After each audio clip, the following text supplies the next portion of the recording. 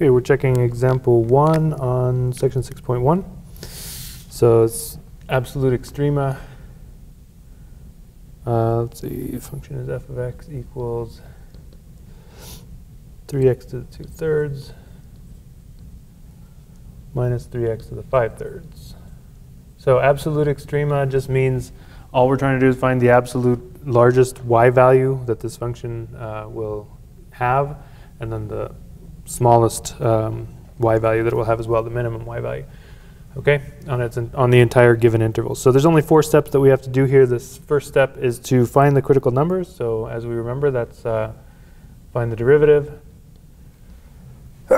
Excuse me. So the derivative here, take the 2/3 multiplied by 3, we're going to get 2x, lower that by 1, we get minus 1/3. And then if I bring that 3/5 down, or the 5/3 down, the 3's will cancel, I'll get x to the 5x to the, so if I lower that by 1, that's 3/3, so I'm going to be left with 2/3 there. Okay, so there's the derivative. Finding the critical numbers, remember there's 2 kinds of critical numbers, so let's go ahead and rewrite this so that we can see one of them right away. This is going to be 2 over x to the 1/3, and then this one we'll just leave it as it is. It's a positive exponent. Okay, so I think right away we can see that there's a critical number at 0 because the derivative, this is the derivative, if I plug 0 in there, it's undefined. So f prime of 0 is undefined, but f of 0 is defined. That's important as well. So this is undefined. So x equals 0 is critical.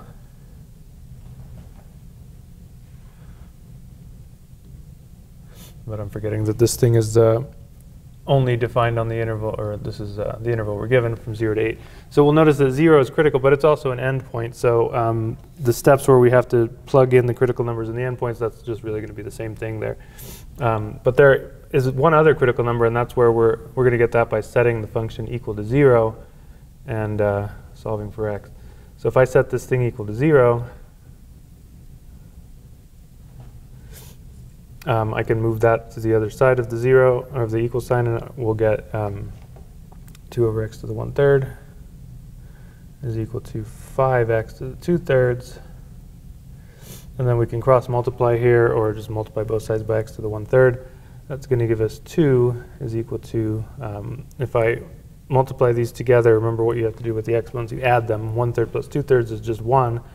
So I'm just going to get 5x, because it's the first power. Okay, then I can divide both sides by 5, and I'll get x equals 2/5. So 2/5 is another critical number. Okay, so that's step 1. Find the critical numbers. Evaluate f for all the critical numbers on the interval. And then it says also evaluate f at the endpoints. These are the steps that are shown on the worksheet and in the book.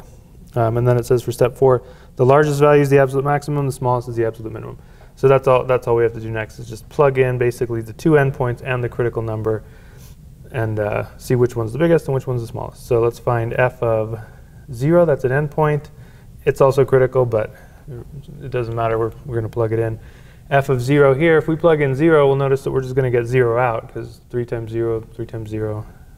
So 0, 0 is a point on this thing. Let's find f of 2/5. That one I'm going to use my calculator.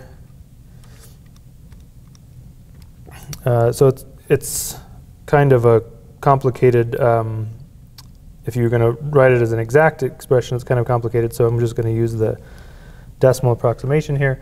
F of 2/5 is approximately 0.977, so we'll just say 0.98, about 0.98.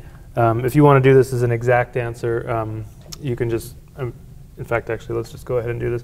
If you want to just leave it exact, it would just be plugging in the 2/5 there. So if you're going to do this on like my math lab, which you probably will get a question like this, if they want an exact answer, in other words, if it doesn't say to round it, then this is what you would enter. And then really there's not too much simplifying you can do there. So that would be the exact answer. That's the decimal approximation. Okay. Decimal approximation is good to determine which one is going to be the largest output value.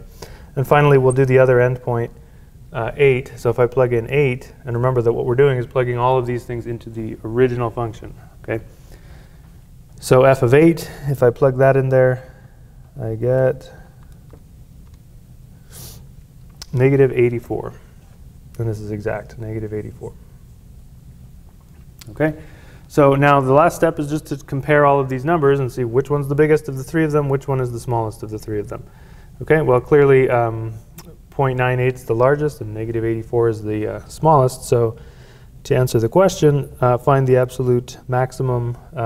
We can say this, absolute max is y equals 0.98. And the absolute minimum